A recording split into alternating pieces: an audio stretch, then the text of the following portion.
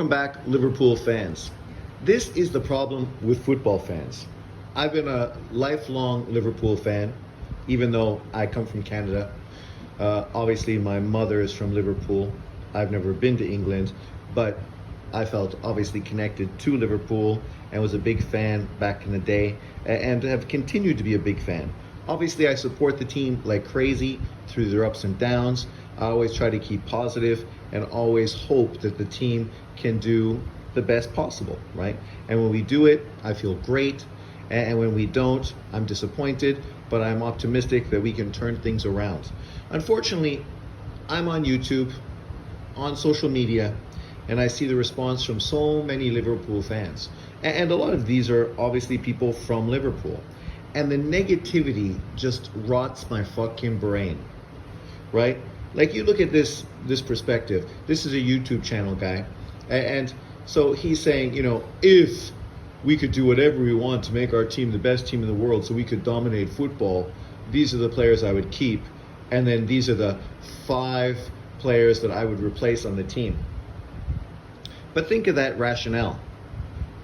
If everybody had their dreams to have their team be built the same way, then would Liverpool really be a great team? Because everybody else would do the exact same thing. Like, you got to be rational. You got to have faith in your ownership, faith in the team, the whole system that's built around it, right? Management and everybody else.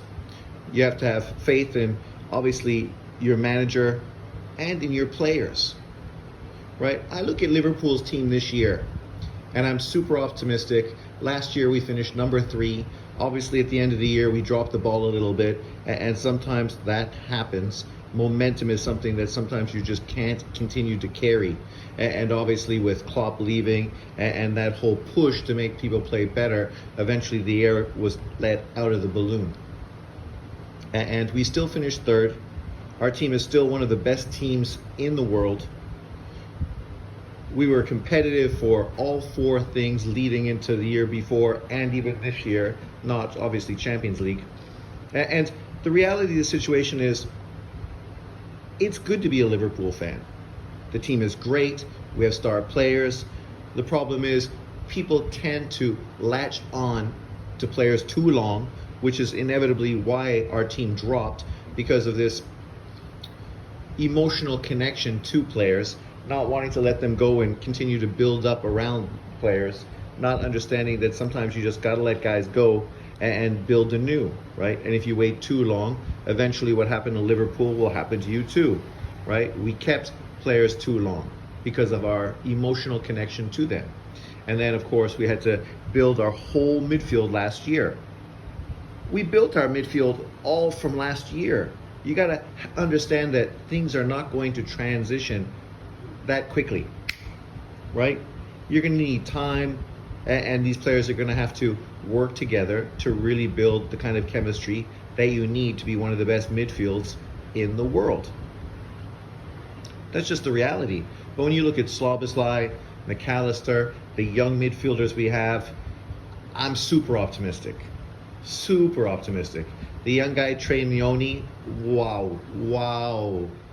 What a great player. And to think he's too young, well, he's too young, but Spain won based on the back of a 17-year-old. So, I mean, that kind of thought, again, you're not going to rely on Trainioni to carry Liverpool forward, but you have to be optimistic that this guy can be embedded into the system and over the next 2 or 3 years become a staple to the Liverpool midfield. Obviously, you need to sign transfers. You need to continue to replenish the squad, whether it's young players that you develop in the below, or key players that you can get that can contribute to the team immediately, right? And that's always how Liverpool sort of did their transfers. When we got Van Dijk, we knew who we wanted. We waited, and we ended up jumping at the chance when he was available. The same thing we did with Alisson. The same thing we've done with many players, right?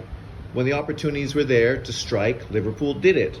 Did Liverpool spend like Chelsea and other teams like Real Madrid? No, of course they didn't. They're not necessarily in the same financial situation. They're not being run the same way as those teams. But then there you have two examples. Real Madrid, who continues to win and plays great, but spends bucket loads of cash.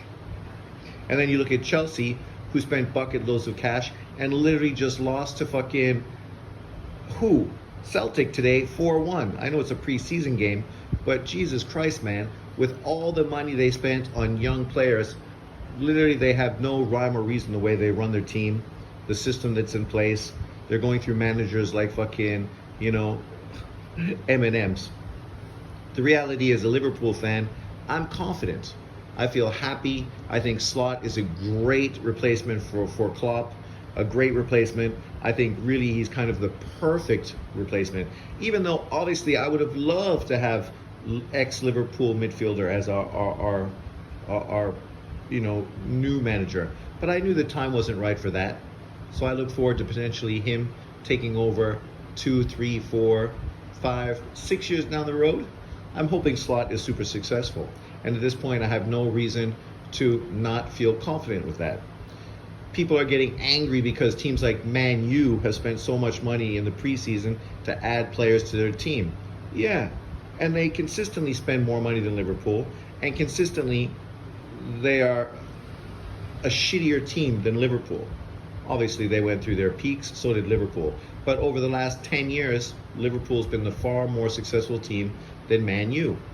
And there's no reason to think that that's not going to continue. We don't need to just spend money willy-nilly and hope that these players are going to be the players we need. You have to have some faith in management that they're doing exactly what they need to do to build a team that's going to be successful. I'm very pragmatic. I think we should have sold Salah last year for $200 million to Saudi Arabia. And we could have replaced him with a superstar young player, had a year to embed him, and then this year he would be ready to really leap forward, right? I felt that way consistently with players because I'm pragmatic. But if we're going to have faith in Salah, then I'm going to support Salah. Just like Van Dijk. Obviously, he's great, and he's an essential part to our defense. But at the same time, he's getting older. If we could sell him for big money and then replace him with a younger player who would be around for the next 10 years, then I'm cool with that as well, right? Sometimes you need to do that. We look at Man U when they were dominating football. They did that consistently. When they got rid of Beckham, when they got rid of Ronaldo, and others. They did those moves when people didn't think it was pragmatic, when it was premature, but yet they ended up being perfect for the team. And sometimes that's just what you need to do. I just wish a lot more of these Liverpool fans would be more realistic. Liverpool's not going to go out and spend $300 million to add players to our squad this year. We spent lots of money and lots of time developing young players. We need to give them opportunities to develop further. We just built a brand new midfield. We got to let an opportunity for them to continue to develop. They look good. The one position I think we definitely could add to support is obviously backup behind Van Dijk, who is getting older and potentially injuries may be a problem. So it'd be good to have a young player who potentially could take over for him in the future and can learn behind him in the present. I would love to see that guy from the Wolves, the left back, to take over for Robinson. He's super explosive, super dynamic. I think he'd be a great addition to Liverpool, especially coming from that position, because he's a far more dynamic player than Arnold is. So, Arnold tends to stay back a little more and look for the pass. If you had a more dynamic player on that side to support Diaz, I think it would really make Liverpool a super exciting team and super dangerous offensively. And then obviously we need a backup for Salah.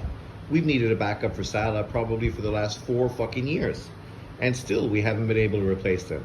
We consistently keep getting players that are left side players, but we're not getting anyone to be a backup for Salah. But outside of that, I'm excited about this year. I'm excited to see the young players develop. I'm excited to see how the team plays under the new manager Slot. I'm excited to see how well we can play, and I'm hoping that we stay away from injuries, which have obviously been a huge problem for Liverpool over the last few years, right? especially when we don't necessarily have the bench depth that teams like Chelsea or Man City have, or even probably Arsenal at this point. But am I angry that we're not spending money in the preseason? No.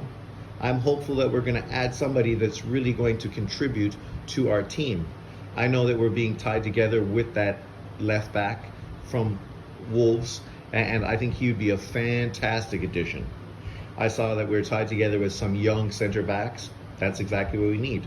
It's not going to cost us a lot of money because they are young. The one kid is 19. I can't remember his name. But, that's the perfect kind of player to put in. I also hope that, what's his face, the Dutch kid that has been on loan through Liverpool for the last 5 years, actually can finally make the team, because being a backup for Van Dijk seems to be the perfect scenario for him.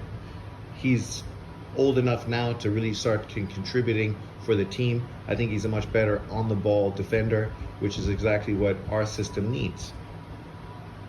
And I would love to see one of our two right forwards really develop as a backup for Salah. But being realistic, are they the kind of guys that look like they're going to eventually take over for Salah? Or do we need to spend some money and replace him? Obviously, you can't sign a Kudus for $100 million and have him be a backup for Salah. So you need to find a younger player, a guy who maybe will cost you 30 or 40 million, but yet he's not fully developed at this point, and you don't need to play him all the time because you don't want to overplay him, which is something obviously Barcelona has been terrible for doing, overworking their young players and burning them out and basically ruining their careers. But let me know what you think in the comment section below. I just think fans need to be a little more realistic, a little more positive, and not so judgmental. Because if you're a long-term fan of a team, especially Liverpool in this case, you're going to have your ups and you're going to have your downs. Are you going to be pulling your fucking hair out every time things don't work out? Like, people need to fucking grow up, be a little more mature, and a little more realistic. But let me know what you think in the comment section below. Thanks for watching. Peace out. Enjoy.